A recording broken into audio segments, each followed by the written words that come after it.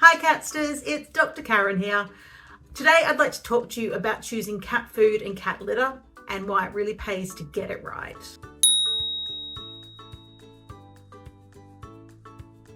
Now, I'm sure many of you have looked up what is the best cat food for my cat, and you'll probably have found hundreds of different sites with hundreds of lists with thousands of different products. Why is there never just one answer? Well, the reason there's no single answer to what is the best cat food is that there's no one type of household. There's no one type of budget, and there's certainly no one type of cat. So one piece of advice you might hear is that the best thing to do is buy the highest quality food that you can afford in your price range. But what does that really mean? Does that mean simply buying the most expensive food that you can afford? Not necessarily.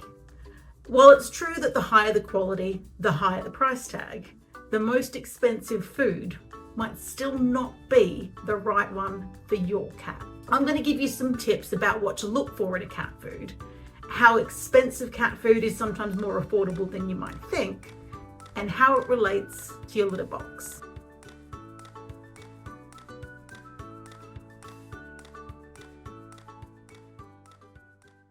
To work out what your cat needs, we should usually ask a few questions because that's going to help narrow down what our choices are actually going to be.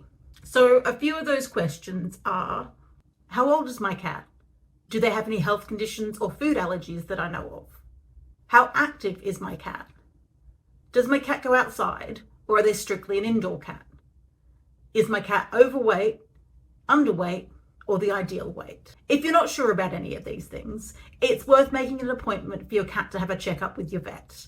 That way you can work out where you stand in terms of their weight, and you can address any potential health concerns you might have.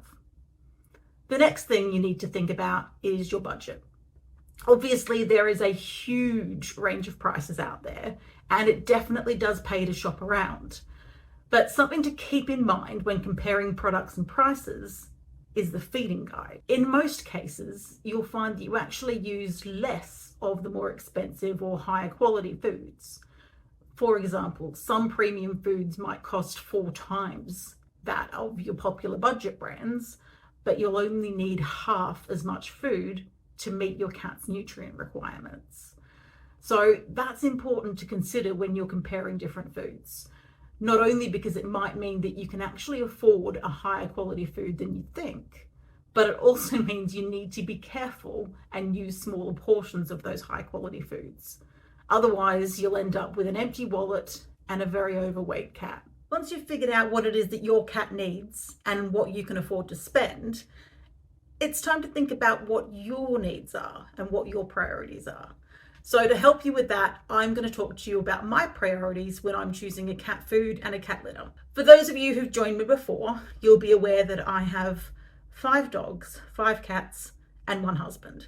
And I'm sure you know which one takes the most work.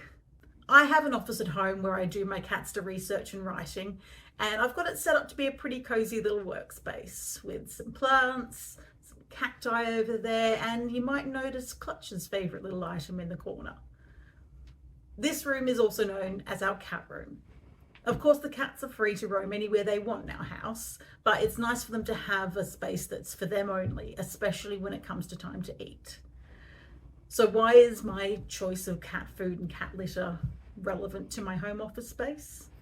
Well, because my office is where my cats eat, sleep, and poop. And quite often I'll be at my desk working when this happens.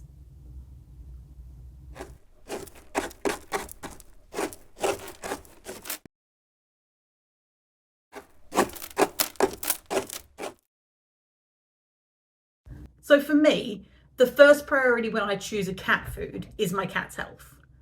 Running a close second is the amount and aroma of what comes out in their litter boxes. Fortunately, the two are intertwined. More budget-friendly foods aren't necessarily bad for our cats. They're just not as good. You'll usually see a much longer list of ingredients containing things like meat meal, cornmeal, artificial preservatives, and even artificial colors. These ingredients aren't necessarily harmful, but they are what keep the prices low.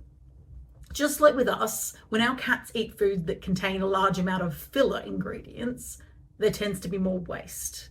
And this translates as larger, more frequent, more smelly poops that are often softer and harder to clean up.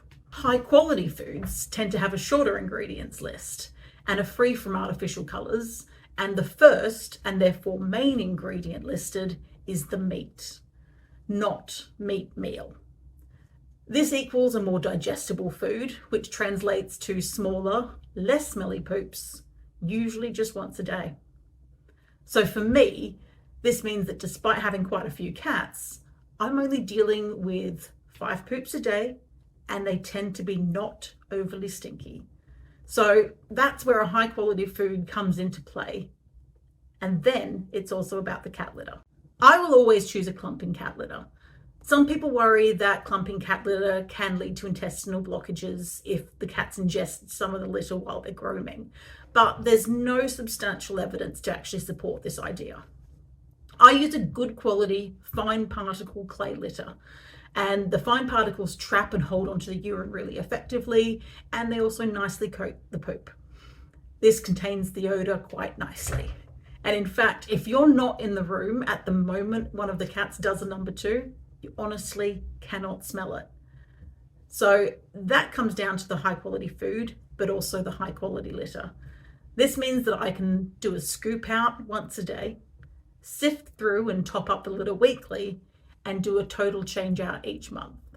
And that means I actually don't spend a huge amount on the cat litter because I buy it less frequently than I would if I was buying a cheaper, non-clumping variety. And that leads to a very happy me. Just like with the cat food, there is no single best or perfect cat litter. Your priorities might be different to mine. The annoying aspect of the litter I use is that the fine particle tends to track through the carpet, onto my desk, onto the furniture. But for me, that's an acceptable drawback. And a little bit of more frequent hoovering isn't a huge problem, especially if Clutch is around.